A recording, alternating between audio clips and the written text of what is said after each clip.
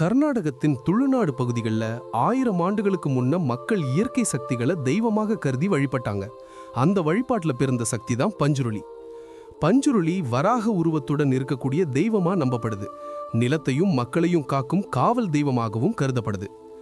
பழங்குடி மக்கள் தலைமுறை தலைமுறையாக இந்த தெய்வத்தை வழிபட்டனர்.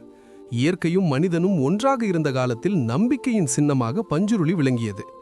பூதகோலா நிகழ்ச்சிகளில் தெய்வம் மனித உடலில் அவதரித்து பேசுகிறது என மக்கள் நம்புகின்றனர். அந்த நேரத்தில் மக்கள் தங்கள் பிரச்சனைகளுக்கு தீர்வு கேட்டறிந்தனர்.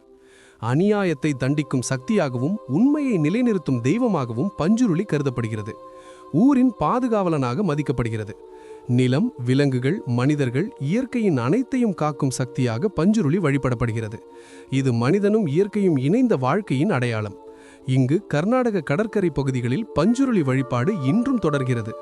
மக்களின் நம்பிக்கையிலும் மரபிலும் வாழும் தெய்வமாக அது நிலைத்திருக்கிறது. இதுபோல நிறைய பயனுள்ள வீடியோஸ்க்கு சப்ஸ்கிரைப் கார்த்திக் ட்ரைனர் சேனல்.